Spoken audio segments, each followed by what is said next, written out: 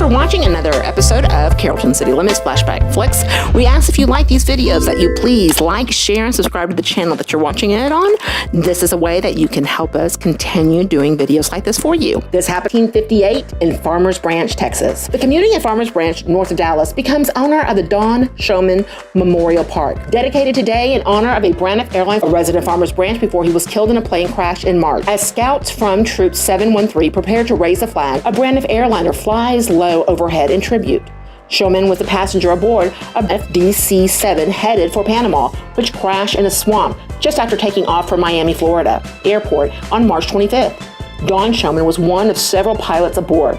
9 persons died in the crash, 14 survived. The $125,000 park is officially dedicated by the Reverend Tom Shipp, pastors of the Lovers Lane Methodist Church in Dallas, where Showman was a member. The crowd moves to an $80,000 pool, where Showman's widow and children have a personal hand in opening the ultra-modern facility. 7-year-old Donald Showman Jr. doffs his sneakers and wades knee-deep into the pool, putting it officially to use for the season. Mrs. Showman watches with daughter Sylvia, who is the age of 12. The Y-shaped 6-lane swimming pool, built to an Olympic specification, will next month host the North Texas Regional Junior AAU swim meet. When we were doing this video, I actually Googled and did some research to try to find photos of Don Showman so that we could better see on who he was. In doing that, I came across something even more interesting, and this is what I came across. Corpus Christi, Texas, May 7th of 1952. 2 pilots are puzzled. Brightly lighted objects sighted in a sky near them. An unidentified flying object, distinguished by bright lights, about 9:00 p.m. yesterday, passed a Braniff Airline DC-3 inbound from San Antonio, Texas. The incident occurred as the plane was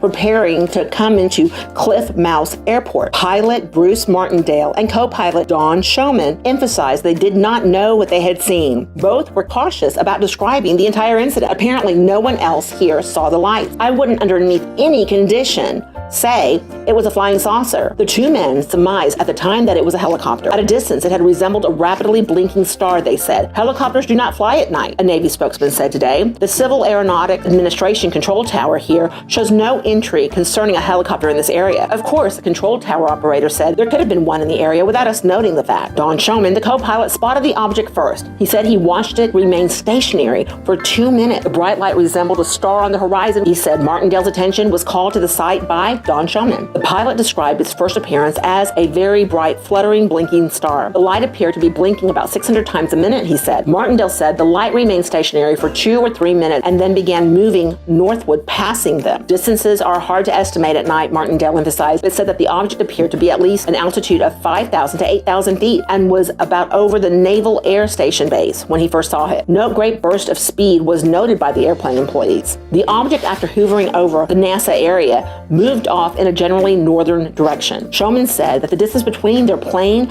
and the sighted object as it passed on the plane was difficult to determine. The object's speed appeared unexcessive, although if the object was at a great distance, the speed would have been very great, the co-pilot said. The DC was an altitude of 1,200 feet and over the Odin fan marker, a radio aid to navigation device which emit energy overhead.